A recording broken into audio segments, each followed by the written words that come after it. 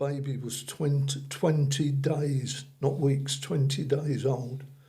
And they had already walked for a week until they could manage to get a lift. And then off we went again, walking, past tent, after tent, after tent. I think thank you in any language, to be honest. Yeah. I don't think you need to know the word. You don't need, because you see the expression of their face. At first I didn't want to go. I didn't think it was right to go, to be honest, to a meal. She wanted him to know that she was safe, and she didn't want him to know the conditions that she was actually living under. Hello, everyone. Again, at this new podcast. My name is Daniel Gradinaru, and today we have a special guest. With us is Brian Terry, a friend of ours from England. Brian Terry was here with us from March of 2022. A month after the war started, he came here to Romania, and he was part of our border team that helped the refugees come into Romania. And I'm happy he's back again here in Romania. Today he had a trip to Ukraine. Yesterday he had a trip to Ukraine. But I'll let Brian talk about that stuff. So Brian, how are you doing? Yeah, I'm doing fine. Thank you, Daniel. Like you said, it's the fifth time here. I look forward to each trip. Each trip I say is going to be my last. Yes, and like you do say that. Like a bad penny, keep coming back. And as I say, I look forward to each trip. Can't wait for it, to be honest. Yeah. What inspired you to return to Ukraine so many times to help? Good question. First of all, I apologise for my voice. It's not been best of late. I was asked a very good question yesterday. Why Ukraine? Why not Libya? Why not Afghanistan? Why not Syria? Etc., etc. And after thinking about it long and hard, all them places have had ongoing conflicts, internal, for generations. Government after government, Western, Eastern, you name it, have not been able to do anything about it. This was entirely different. This was a sovereign country, minding its own business, and all of a sudden a madman just up and decided, I want to invade for no other reason than I want. And that just jarred a nerve, basically. Everyone thought it wouldn't happen, and it did. And I got talking to a friend, and we thought, what could we do about it? Being ex-soldiers. The obvious question was, shall we go and fight? At 77-year-old, that wasn't an option, obviously. So we got together and said perhaps we can raise some money and we'll do it that way, take it to the refugees. Well, as you know, we came out, we turned up at Sachiva, very naive, booked into a hotel, got up in the morning, not realising how far away Sachiva was from Sarit on the border, stopped a cab and said, can you take us to the border? He laughed. And off we went and kept going till we got to the border. We paid him, and then off we went again, walking, past tent, after tent, after tent, and people with suitcases and children and suitcases. And why we picked on one particular tent, I can't give you an honest answer, but we just happened to pick on the tent you were in. We walked in, introduced ourselves, and just said we got some money to spend. Yeah, what can we spend it on? Next thing we knew, we were packing carrier bags with God knows what, food, chocolate bars, sandwiches. Within 2 days, we was loading them on wheelbarrows going backwards and forwards across the border, handing them out to people queuing up in lines, waiting to get through the border. And slowly it escalated, and we were going down to, I remember the metro, loading up our vans. Then the vans were going into Ukraine, and then from then on it just got bigger and bigger and bigger. And that was the start of it, basically. Yes, it was. I remember you guys came in. You probably thought of the name "Fight for Freedom." You know, that's what I saw on the top, on the tent. You saw an English name. You saw a guy speak English. You think, okay, they must speak English here. Yeah, and we met the most tremendous bunch of, well, they weren't young ladies, they were girls basically, that were doing interpreters, whether it was, most of them had come, I believe, from America. One in particular was French. I remember her name, Estrelle. And they were either they was interpreting in Ukraine or Russian. I think one of them was doing Russian. Yeah. They were Romanian.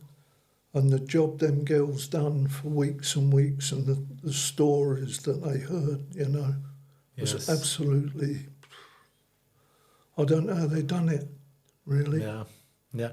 Most of them spoke Russian because most of the eastern cities from eastern Ukraine, they only spoke Russian. Yeah, yeah. See, middle and west of Ukraine, they speak Ukrainian, but those cities, Kharkiv, because most of them are from Kharkiv, Yeah.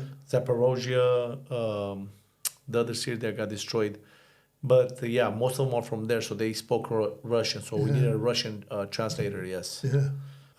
Can you share a memorable story of experience, one of your previous assignments in Ukraine? There's quite a few that stick in your mind. I know there's a lot of them, but one in particular, going back to the March one when it all started, and I still keep the photograph. I've got it on my phone as we speak. There was a young couple that walked into the tent. Excuse me, that walked into the tent. And I asked permission, could I take a picture of the baby that was in a pram? And they said that they had walked, the baby was 20 days, not weeks, 20 days old. And they had already walked for a week until they could manage to get a lift to the tent. And then about 3 trips ago, Petro invited us to go along to a hotel where there was 100 refugee women, and they'd laid on a dinner for the women. At first I didn't want to go, I didn't think it was right to go, to be honest, to a meal. I didn't think that's what we were here for, but went along anyway. And then when we got there, I could see what it was all about. And these 100 women, every one of them had either lost someone at the front or had someone fighting at the front. And one of the things that sticks in my mind from that, there was a young woman there, and I met her 2 days before, again with Petro, and he had taken us to see 5 families that were living in a basement underneath a working garage. And she asked me, would I take a photograph of her on this ornamental staircase? And at the mill, she was at the mill, and I asked her what was that about? And she said it was to send to a boyfriend, or a husband, I should say, at the front, because she wanted him to know that she was safe, and she didn't want him to know the conditions that she was actually living under.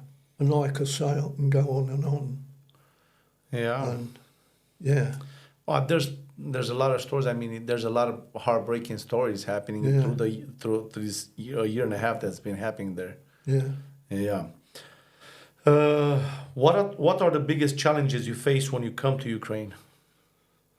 Do you mean on arrival in Ukraine or to get to Ukraine? To get to, do you have any challenges? What's our uh, the people in England? Do they support you? Do they? Well, we're fortunate in so much as, I mean, I get funds, not a colossal amount of money, I've got to be honest, although I'm grateful for Yes. all the money that we We are too. raise.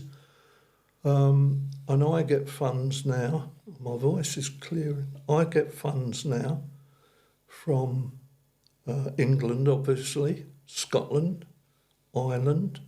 I've had donations from New Zealand, Australia. Oh, nice. Just recently, I've had it from Sweden. But the problem we face is that everyone now, and it's sad to say it, but things are very quickly put on the back burner.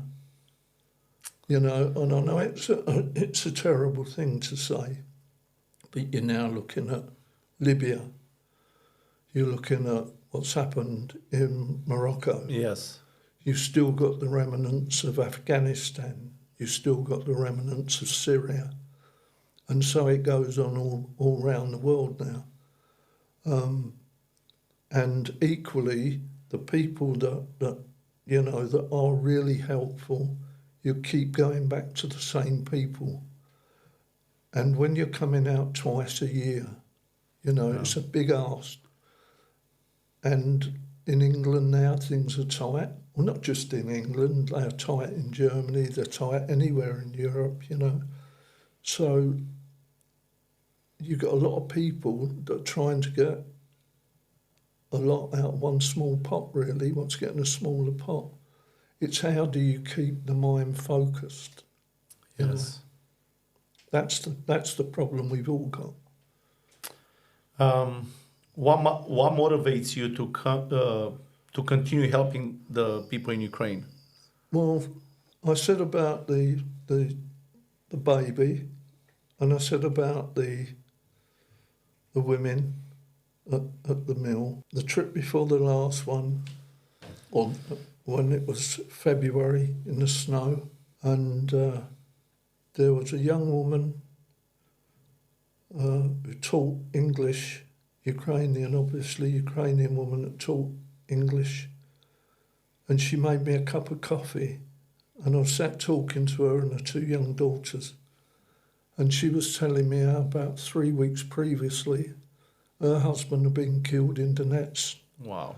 And he'd been blown to smithereens, and she had to wait a week for, although she knew friends of his had contacted her mobile phones, obviously, to say he'd been killed, but she'd had to wait a week for his body to be formally identified. And that set me thinking. And then this trip, only this week, short that it's been, I went up to the canteen, Shevanitsa, and I'd never been to see the new site, and I saw the new camp, for want of a better word, for refugees, and 300 families or whatever. And I sat there and I thought, you know, do I really want to come back? Will this be my last trip? And then I thought, you know, I thought to myself, that baby that I saw in your tent, and I thought of the women that I saw with Petro in the hotel, and thought of Irene, yeah, and the camp. And I thought, I don't know, health permitting, when I get back, funds permitting, if I can raise the money, of course I'll be back. Yeah. Of course I will. Yeah. Can you tell about a moment or an incident that deeply impressed you during these relief missions? In what way? How do you mean? That deeply marked you. I know.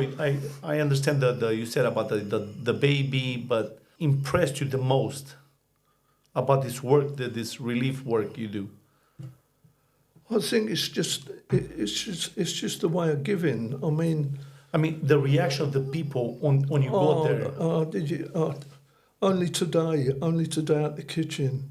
I mean, I can't speak the language, but there's an old lady in the kitchen today. I think someone said she was 96. Wow. And she couldn't speak a word of English, obviously. And I just knew she was saying thank you. And to me, you know, it was just gobbledygook. I couldn't understand a word. Yeah. But she just kept me talking for about 15 minutes, just going over and over and over and over the same thing.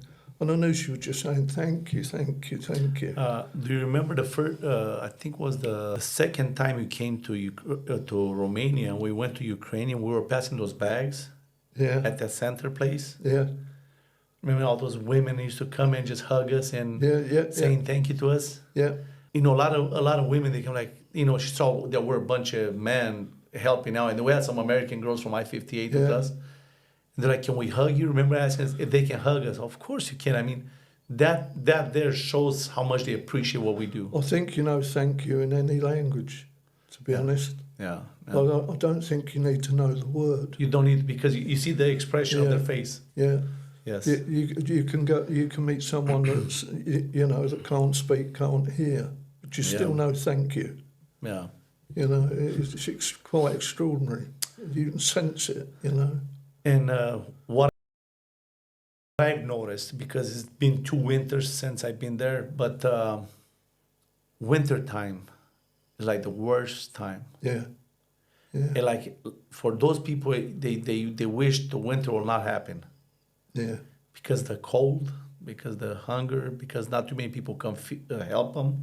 Because it's hard in the winter to go. You know, it's hard to get there. All right. What advice would you give others who would like to get involved in helping the victims of conflict? Well, I'd say, first of all, be sure it's something you want to do. I'd say, secondly, if you're going to do it, don't do it half-hearted. Hey, that's right. You know, if you're going to do it and you think it's a photo opportunity, I mean, we do send photos back home, obviously, to let people know what we're doing. But if you think it's a photo opportunity for albums and, you know, that sort of stuff, it's not a holiday. You've got to do it with a realisation that you're a small cog in a very big machine. Yeah. You're not there to dictate what goes on. You know, you fast learn that when you get there, you go with the flow. You know, you don't turn up saying, I want, this is what happens. You wait to be told, this is what happens, this is how it's done, you know. If you follow them rules, then really you can't go wrong. Be advised, you know, take advice. You'll always get good advice. Common sense tells you if it's bad advice. Yeah, exactly. You know, if someone says to you, you're going to the front line, where people do, you'll know if it's good advice. If someone plonks a gun in your hand and a still out on your head and says, start firing that, it's not rocket science that's bad advice. That's a bad decision, yeah. So, yeah. Do you remember when you first came here, how many tents with food were at the border? Oh, God. How many people were involved? And now? It was colossal. To go up to Surit now, what's really welcome sight is to see people going the other way. Yeah. To see people returning home. Although it's early days, I mean, I wouldn't want people who possibly hear this thinking there's a mass exodus of people going the other way, returning. It's not like that at all. But it's a start, it's a trickle of people saying, you know, let's get some sort of normality back. Yes. And people that come over here that have not been, I'd say, I can only speak for England, you know, like after the war, even during the war. They've all seen films, they've all heard their parents speak of the war, or their grandparents. And even during the war, life went on. People went to pictures, people went to shows. So don't be misled when you see on television pictures of Ukraine, where in some parts of the country life's going on as normal. And it's got to go on as normal. No, Because the minute that stops, the country stops. stops. Once I was at the airport to pick up somebody that came from Italy, and they called me, "Can you pick me up?" And I said, "Sure, I can pick you up." And let me check my schedule, because I was at the border every day back then. So, what time are you coming? And while I was there picking these people up, this tall Ukrainian, probably like, I don't know, should I say 191, taller than me. And he heard us talk about going to Chernivtsi. And he said, "Can you guys take me with you?" I'm like, "Dude, you're a man.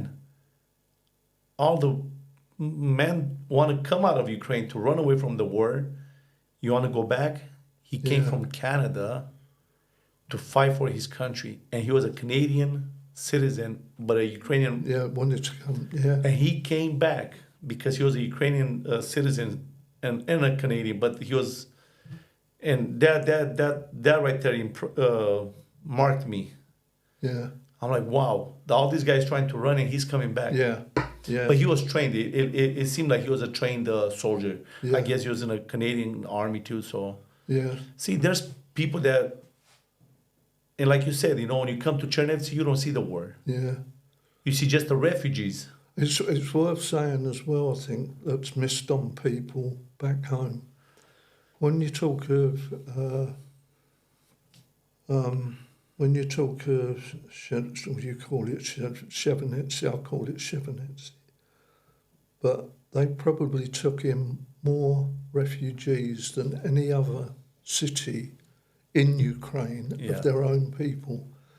And people don't realise outside of Ukraine just how many refugees there is inside their own country. Yes. They all see on television about, and it's welcome, how many other countries took refugees in, i.e. Germany, Poland, etc. I'm not in any way, criticising that. It's welcome how many they took in. But they forget how many refugees there is in Ukraine.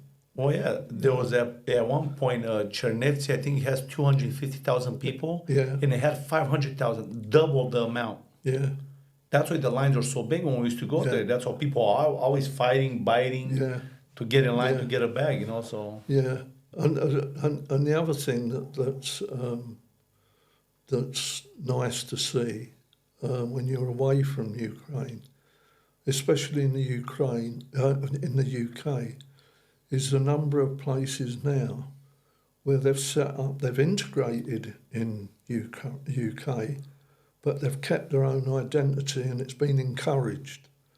So they've got their own cultural centres where they keep their dancing going, their traditions going, etc., for the children. Yes. They're dancing, they're singing, etc., which is a good thing. Yeah.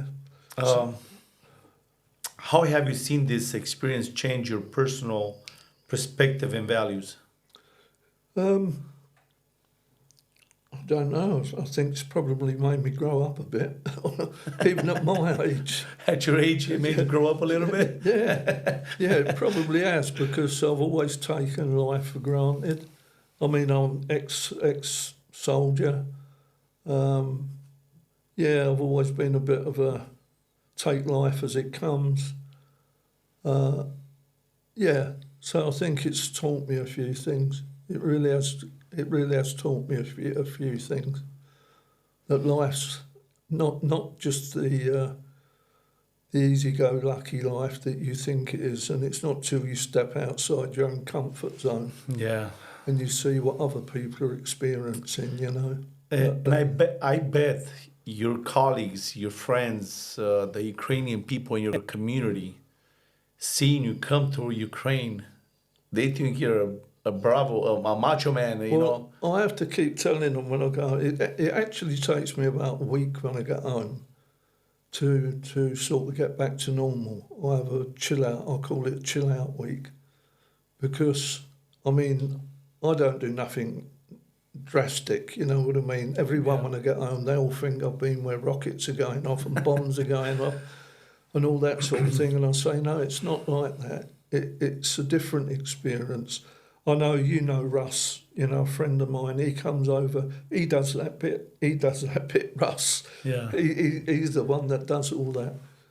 But it doesn't alter the fact that when you go back, trying to get back to some sort of normality takes you a week because you've seen people, you know, like tomorrow, I know tomorrow, I think, yeah, it's tomorrow, we're going round an orphanage and...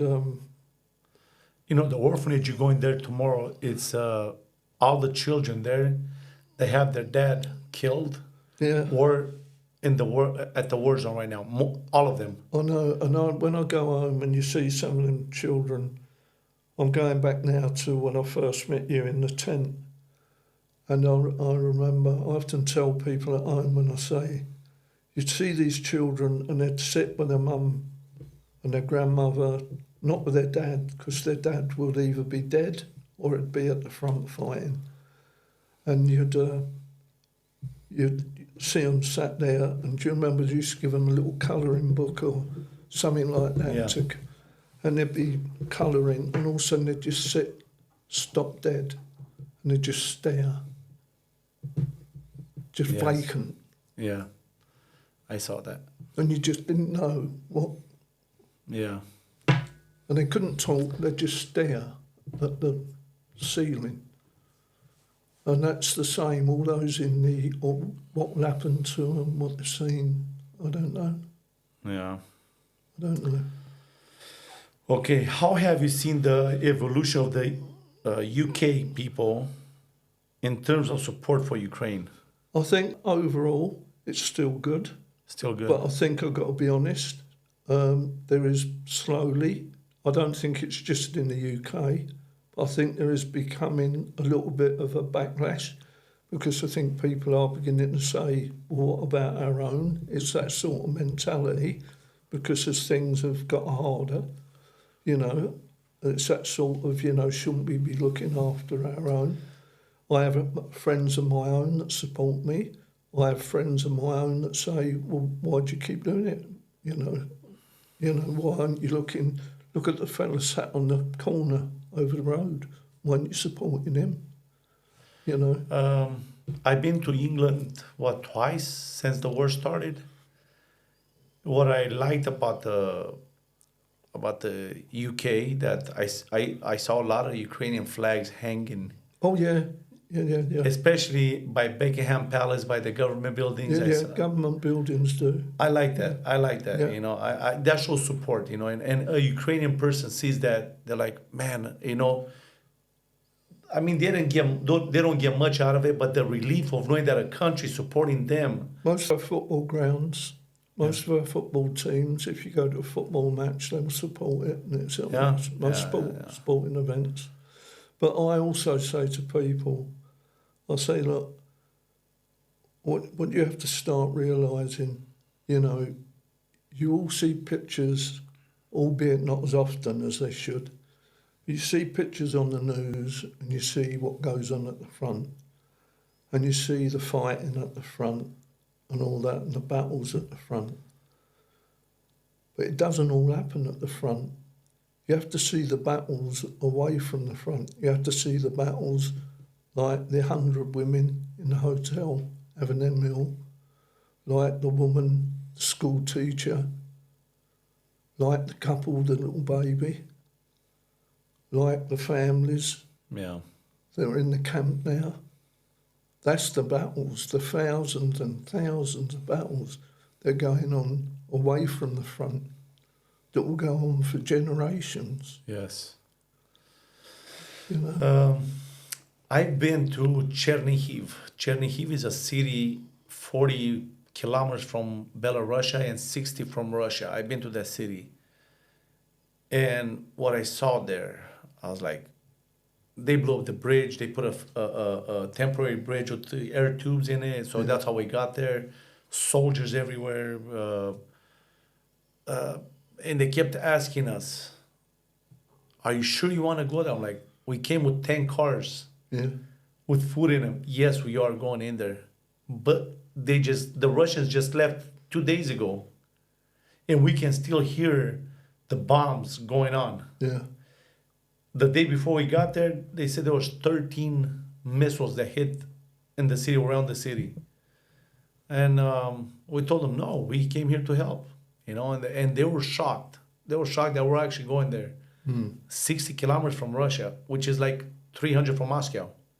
Yeah. We went to right on the border. And I'm telling you, what I saw there, the happiness of the people is gone. Yeah. I mean, I don't think anybody wants to joke about anything when we went there. Their faces, every time they hear a bomb, because we heard it while we were there, they like, Yeah. Yeah. What do you want to achieve or achieve through these efforts to help Ukraine? I'd like to, like I say, in a month's time or 2 months' time, I'll be 77. Next year, when I come back, I'll be looking at my 78th year. I'd like to be coming back when it finally finishes. And my ambition would be, if I'm able to, my ambition would be to come back on the back of a truck full of volunteers with picks and shovels and buckets and spades and go and start rebuilding. Wow. Or helping. That's nice. Even if I'm only serving soup to the ones well, you want to come with them. With the picks and shovels. Yeah. Yes, that's nice. That is nice. Yeah. It's going to take years to, for example, Mariupol. Well, I can boss people about, even if I can't shovel and can't weld a pickaxe, I can shout at people, that's not where that goes over there. That will be the army mentality coming out. Yes, yeah. What message would you like to convey to those listening to the interview who might get involved in helping Ukraine or the humanitarian efforts? I would say, research what you're doing. People like yourselves, if they hear this podcast, make contact. Don't just go off like we did, like loose cannons. Make contact. See what's the best way to do. See what's needed before you do it. And then move on from there. Even when it comes to raising money, it sounds so easy, but believe me, it's getting harder. So the more of you that can get together to do it, for example, collectively, yes, that's a better way of doing it. Come as a team here, and that's much I've always done it as a lone wolf, and I'll continue to do it because that's the way I've always been. I just believe. I mean, each to their own way, but I've always believed, personally, that the easiest way is just fly over here with money, let the big charities do all the stuff like moving goods, because every time you move goods on a ferry, you're paying transport costs, you're paying colossal amount for transport, diesel, etc., etc., etc. An air ticket costs a couple of £100. It costs nothing to fill your pocket with cash. Yeah. And then when you come here, spend it. Yes. Say to somebody, what do you need? Oh, we need a cold store. We need 2 refrigerators. Buy it. A baby carriage. Baby carriage. Yeah. Yeah.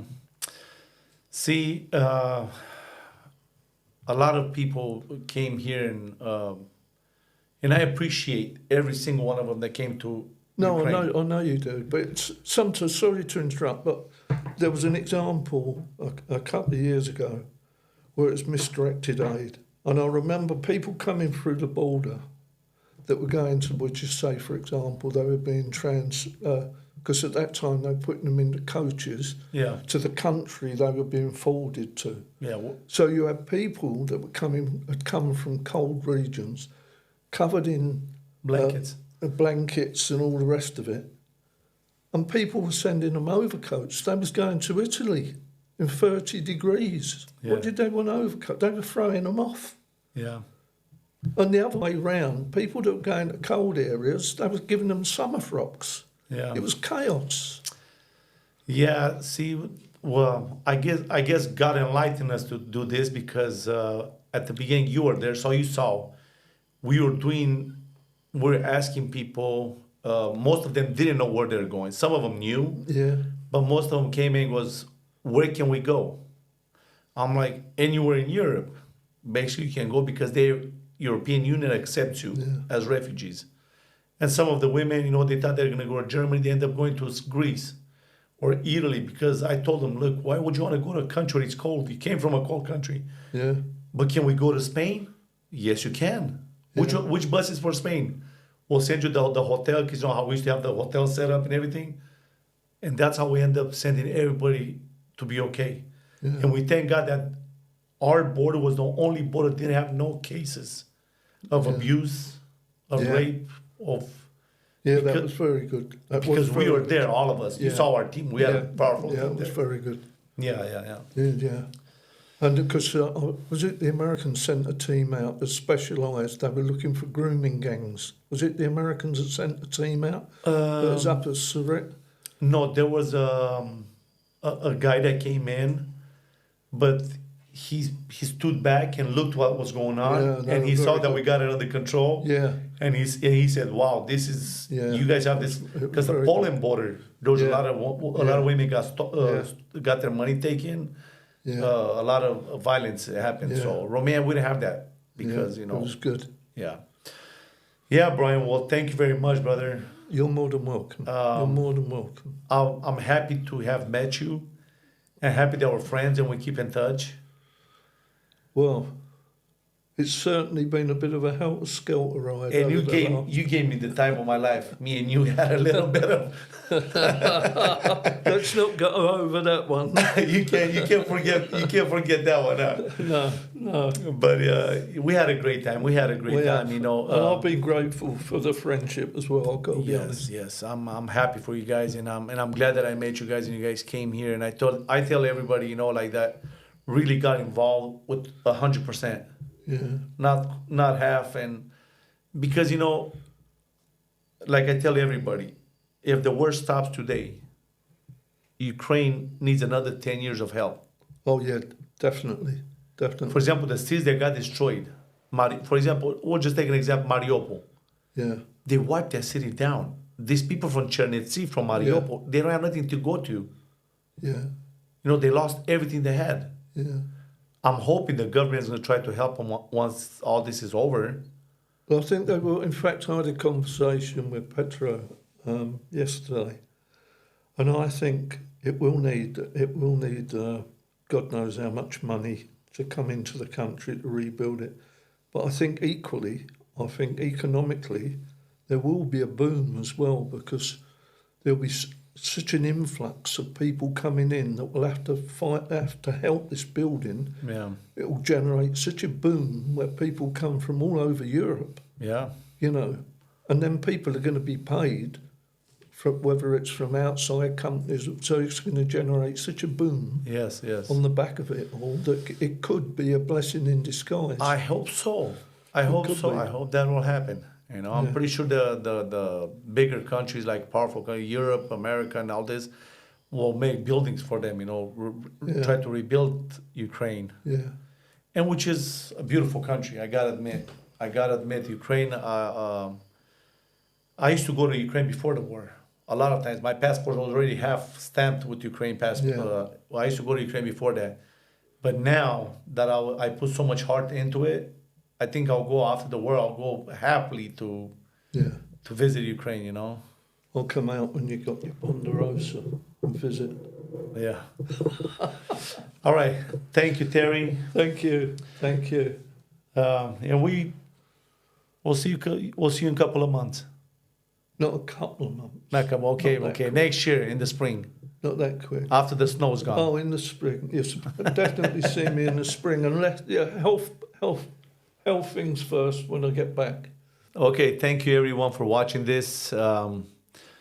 If you like this podcast, we have different kind of podcasts here about different subjects, about prison ministry, about Ukraine, about the help we do with the houses in Romania. But if you like this podcast, you can like and share this video so more people can see it.